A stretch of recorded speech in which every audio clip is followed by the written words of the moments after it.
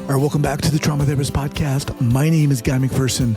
My mission is to help trauma therapists be their incredible selves, to be human, to be real, not just a clinician. I'm a big believer in who we are is more important than what we know.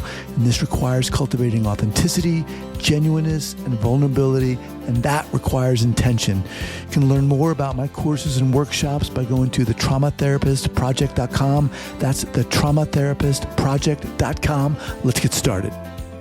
All right, so 5, 4, 3, 2, and 1. All right, folks, welcome back to the podcast. I am very excited to have as my guest today, Jonathan Sabbagh. Jonathan, welcome. Thank you for having me. Nice to be here. Awesome. So Jonathan is the co-founder and CEO of Journey Clinical, the leading telehealth platform expanding access to psychedelic-assisted psychotherapy. A serial entrepreneur, Jonathan built his career in finance, spending over 2 decades working for hedge funds and building his businesses in Switzerland and New York City.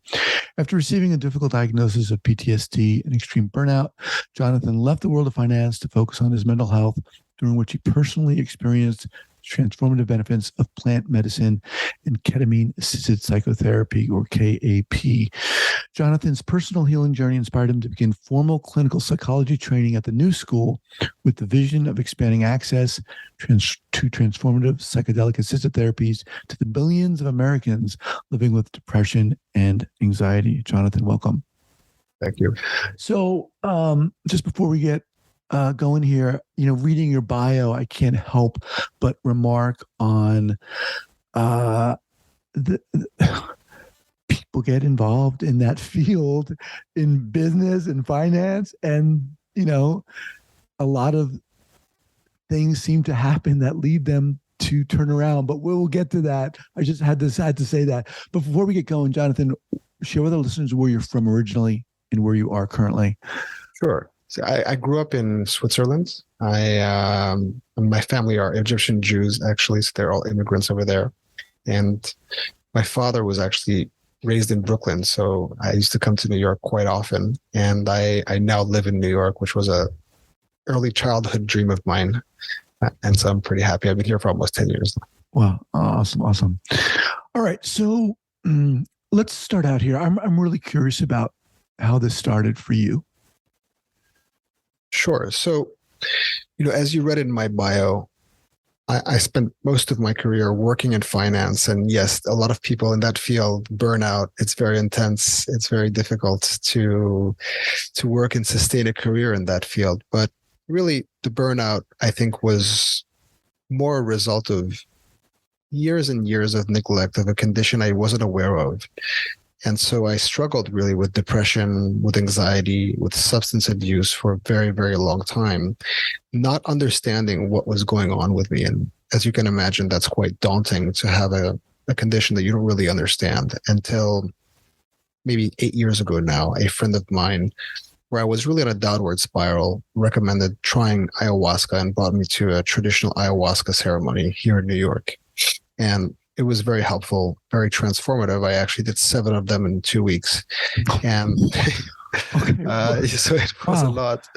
And after continuing to work with that medicine for almost 2 years, I started to find myself in a loop, and it was very helpful. I really was able to stabilize a lot of my condition, but I didn't quite understand what was going on. I became unable to process essentially those ceremonies.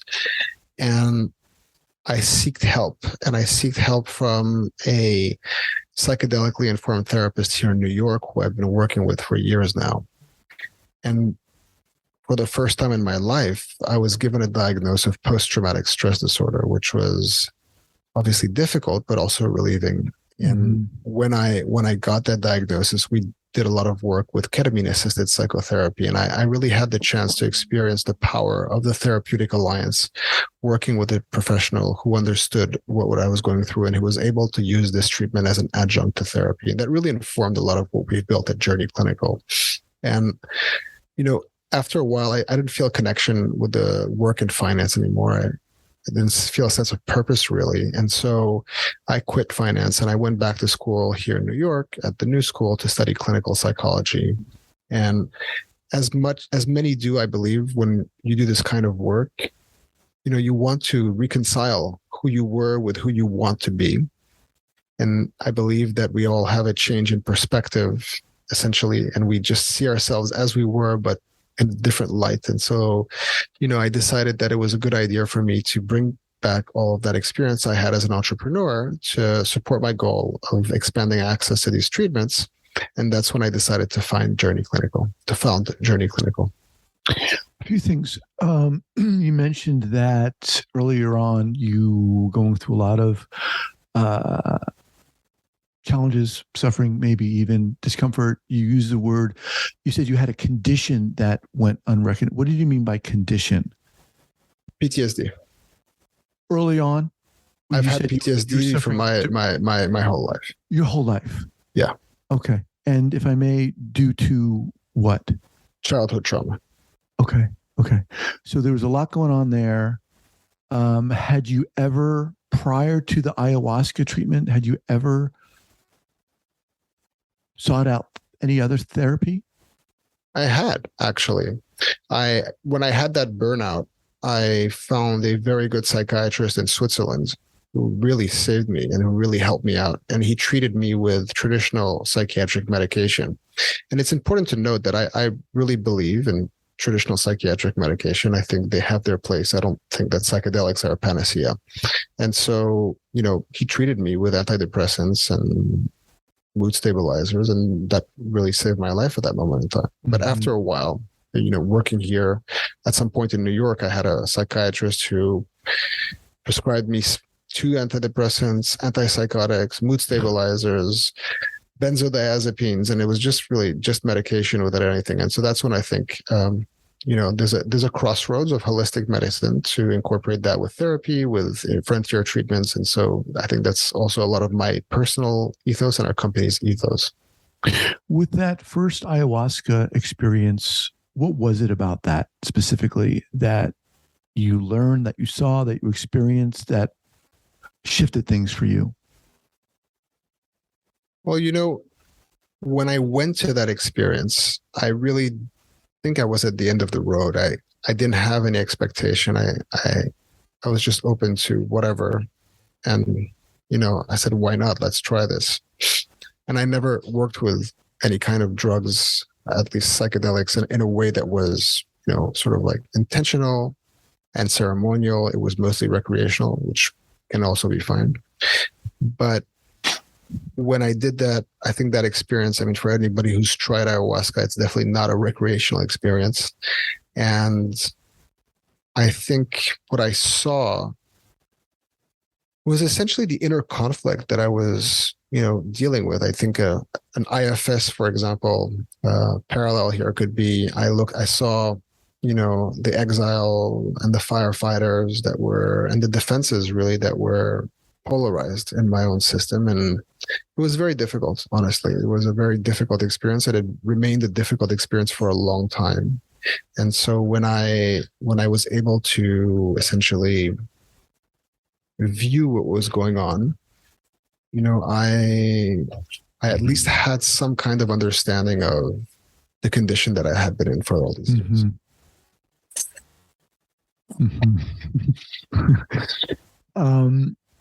Okay, so talk about the evolution of Journey Clinical. Go ahead. Yeah. I'm sorry. Can we pause 1 second? Of course. Yeah. Thank you.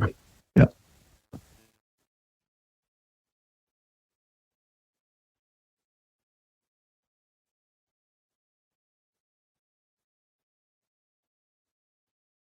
Yeah. Sorry.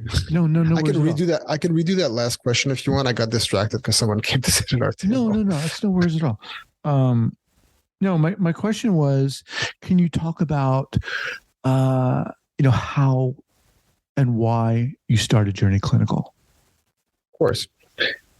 When we started to consider how to support mainstream adoption of these treatments, what we landed on is that empowering licensed mental health professionals to incorporate these treatments as an adjunct to therapy in their practice is actually the most scalable and the most sustainable and safe way to do it, very much like EMDR. And the reason for that is because they're embedded in local communities. They have a relationship with the patient population. Even more importantly, the therapeutic alliance that they have with their patients is, in our perspective, the safest container to deliver these treatments. And so we started to consider what was the main barrier to entry for therapists to include these treatments in their practice. And what we landed on after interviewing 600 of them was that forming and maintaining relationships with prescribing physicians is actually the main issue. I don't know if you know this, but actually there's only 25,000 psychiatrists in America. They're mostly located in large cities. There's an equal shortage of psychiatric nurse practitioners. And you have 40 million people in paratherapy supported by about 1.3 million therapists. So, that's a real problem. And what tends to happen is that when they do have these relationships, they're quite fickle, actually. They also put a lot of pressure on costs for the patient and the therapist, which limits their ability to expand their practice and increase their revenue. And so for the most part, what they're doing is referring out either to clinics or direct-to-consumer platforms. And if you are a patient, you know this, finding a therapist that you like is really hard. It takes time to find someone, and building that therapeutic alliance takes a lot of time. And you're all of a sudden being asked to have potentially the most cathartic experience of your life with someone you've never met, or maybe an app. And so that, as a patient experience, really isn't reasonable, right? Right. And then on top of that, they're also having a disjointed experience with a prescriber who is not necessarily informed. So their medication is managed separately. There's no communication with the therapist. So that whole dynamic really led us to believe that supporting and empowering these therapists in their practice is really what's most important. And so what we decided to do is, and it's important to make that distinction about us. We're not a ketamine clinic. That's not what we do. We're not a ketamine provider. We're essentially building the back-end infrastructure for psychedelic-assisted psychotherapy to exist, right? Like if you look at organizations like MAPS or Compass Pathways, their whole ethos is including the therapist in this process. And so they cannot do that without essentially a delivery mechanism, which is what we're building to enable that distribution network to have it, right? So we're a network, we're a infrastructure solution. So, okay, we got listeners here who are therapists, survivors, combination of the two. They come to you, and what happens? Yeah. So what we do essentially at Journey Clinical is we set them up with everything they need to incorporate ketamine-assisted psychotherapy in their practice. And that starts with a telehealth platform where we support a collaborative care model. And practically what that means is that therapists become members of Journey Clinical. They refer their patients to our in-house medical team. So we are the doctor. We employ 30 medical professionals in our company. And we'll see those patients for a full hour intake. We'll take full medical and psychiatric history. If they're eligible for the treatment, we'll send them enough for 2 CAP sessions. We'll send sublingual ketamine to their home, they'll have 2 CAP sessions, which they can do in a variety of modalities. We support at home, we support in person, remote, group remote, retreat formats, even couples therapy, and we're always adding to it. And the reason why we do that is because we believe that therapists need to have the flexibility to adapt the treatment modality to their practice and to their needs. And that also patients, might want to try one modality with their therapist and evolve to another. So we're here offering flexibility in that way. The patient will come back to us. Sorry. Okay, hang on. So yeah, I just want to make sure I get what you're saying here. So first of all, when you said you support, does that mean a therapist comes to you and says, I have a client gets in contact with you, you provide them with and support for a CAP session? Does that mean that you're supporting, and if so, how online? Is there a therapist with them online, or when they're taking this? So the way it works is that you're a therapist. So you're a therapist. You become a member of Journey Clinical. You refer your patients to our team through our portal, and I'll walk you through all the other services that we give for therapists, and that patient will book a telehealth consultation with our medical team, okay? Right. And then we'll send your patients the ketamine, and they will have the ketamine session with you, the therapist, in a variety of modalities, which are the modalities that we described. So you are essentially delivering the CAP session, right? We believe that that's the container that should be done. And so generally we observe, for example, the therapist will do a preparation session, the dosing session, and integration work, right? So that structure and that protocol is taught to and delivered by the member therapist. We are essentially acting as your in-house doctor. Okay. Right. And so the therapist, if I'm that therapist, I'm getting educated by you? 100%. Okay. Yeah. Okay. Yeah. So I was missing that piece. Of course. No, for sure. So maybe just to finish on the essentially treatment modality, and then I'll walk you through all the education that we have. So essentially that patient would come back to us for dose adjustments, and then we'll see them regularly. The other part of what we do is that we're here essentially supporting a collaborative care model. So if there is a difficult experience or a difficult event, the patient will triangulate with the therapist and our medical team, and we'll assess and support the therapist and the patient in that process. And so that's really important, because that's the power of what we deliver at Journey, is the collaborative care model that mitigates negative outcomes substantially because of that relationship. But on top of that, what we also do is that we collaborate with the therapist to build a bespoke treatment plan at scale for the patients. So, we don't believe that there is one size fits all for these treatments. We don't think that patients do 6 ketamine sessions a month and then keep coming. Everybody is different, and everybody needs to have a tailored treatment plan. So what we're delivering essentially is concierge mental health at scale by supporting the therapist, who is our primary customer. Then we have a whole tech platform, and it's all tech enabled. So there's a prescriber portal for our in-house medical team, but there is a therapist portal. And on that portal, there is a 22 module training that Fluence developed for us, which is included in their membership, which they have access to. We have peer consultation groups. There's experiential learning, so they can have a CAP session that's facilitated by other Journey members if they're eligible, of course.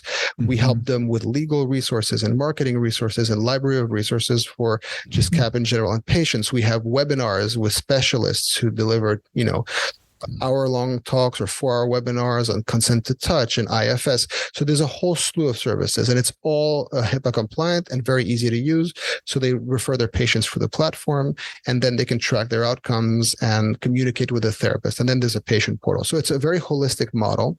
And we have, today almost 800 therapists in our platform that work with us. And we've seen, close to 2,000 patients in the last 10 months. And I was really amazed actually to see the other day that through our network in the last 10 months, our therapists have delivered more than 3,500 CAP sessions. So it's really an awesome number.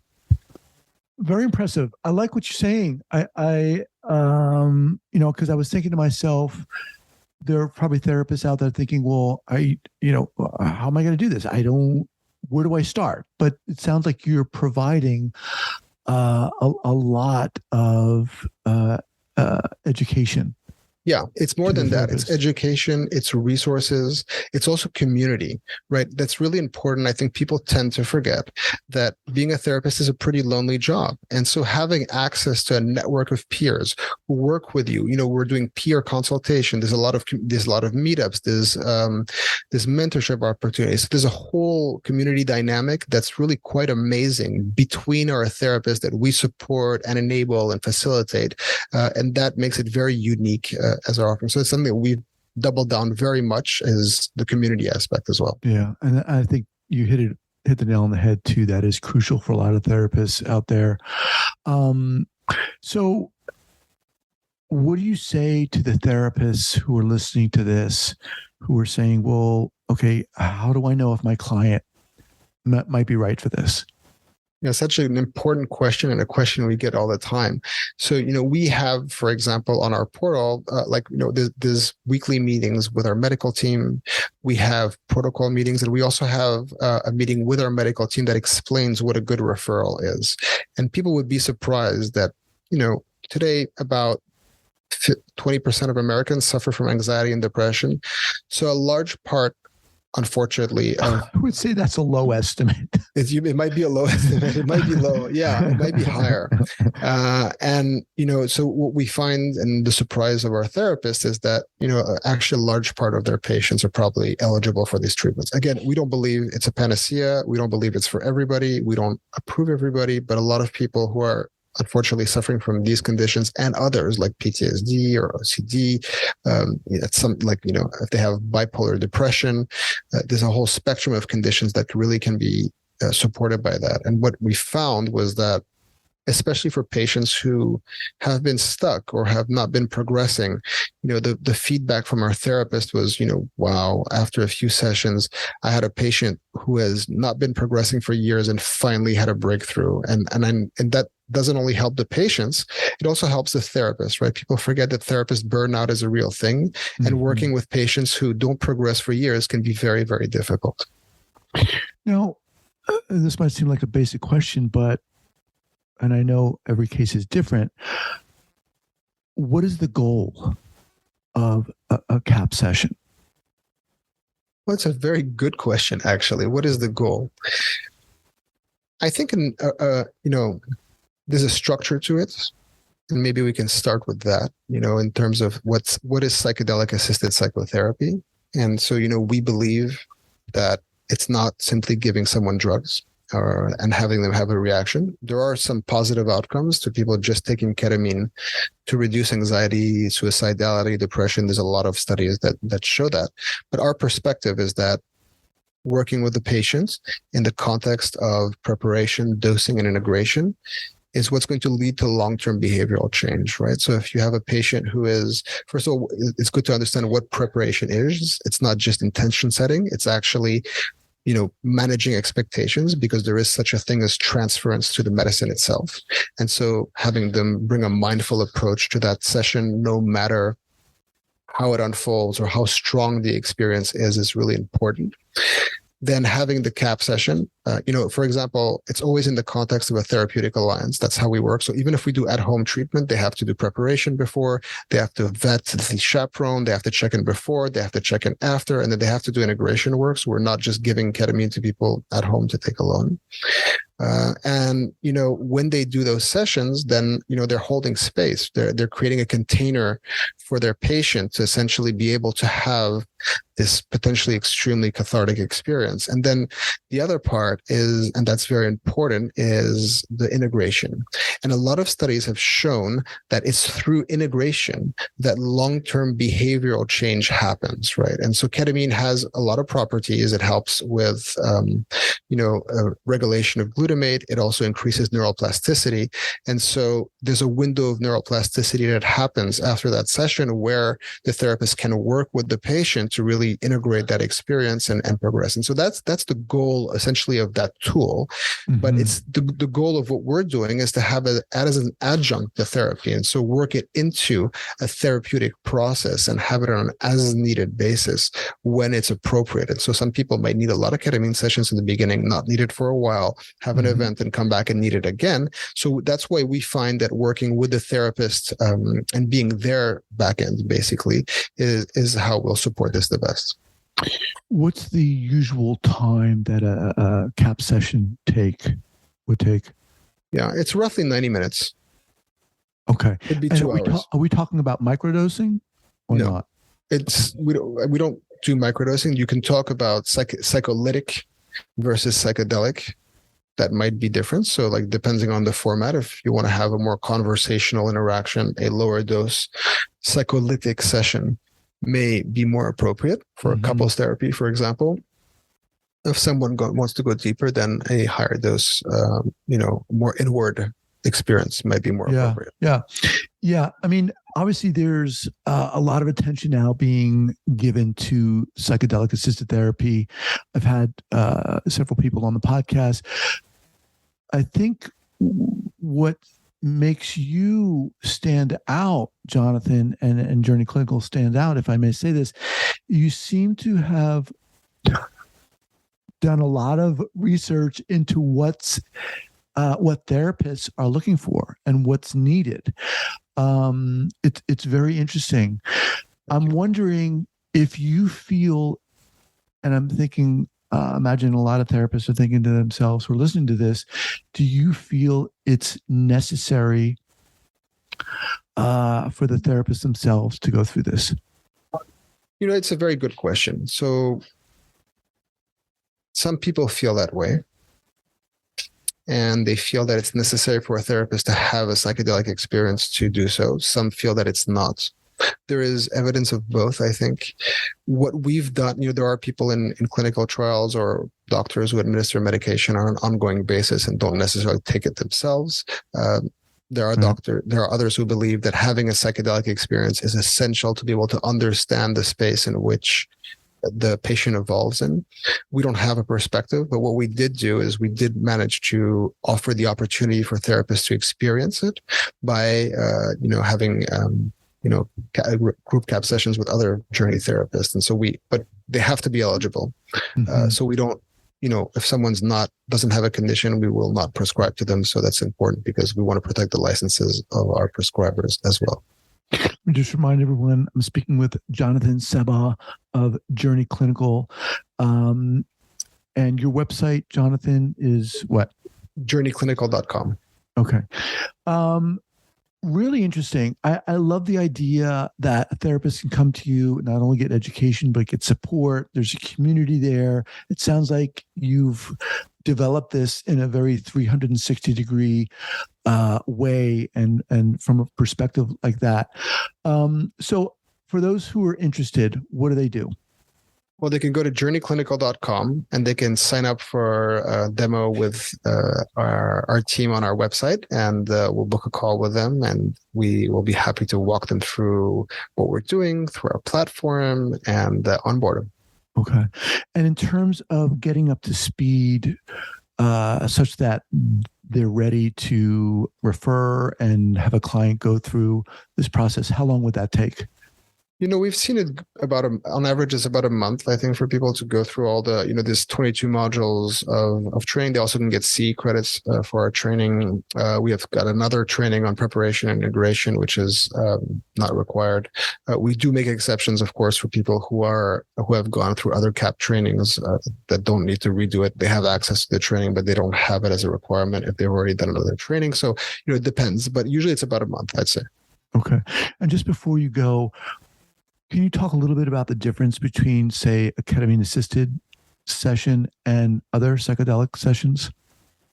Other psychedelics meaning like other compounds? Substances? Yeah. Yeah. I mean, and by the way, we'll definitely be integrating those other compounds as we develop, as they become FDA approved, right? So we're open to, we're drug agnostic in that way. I mean, it's just the difference, I think, is the impact on the brain of how ketamine functions. And so, ketamine is an antagonist to NMDA receptors, which essentially causes reabsorption of glutamates. It also causes increased neuroplasticity. Other psychedelics also cause increased neuroplasticity, but they work on different neuroreceptors. Mm-hmm. And so, there is an argument, people call them traditional psychedelics, but, they do have different interactions of the brain. Mm-hmm. Okay. All right, Jonathan, really appreciate you coming on here. Once again, journeyclinical.com. Super interesting. And I really appreciate you coming on here and sharing your passion and your story too. Thank you. I think there's a lot there. Appreciate that. Thank you. Thank you for having me. I had a great time. All right, sir. Take care. Thank you. Bye.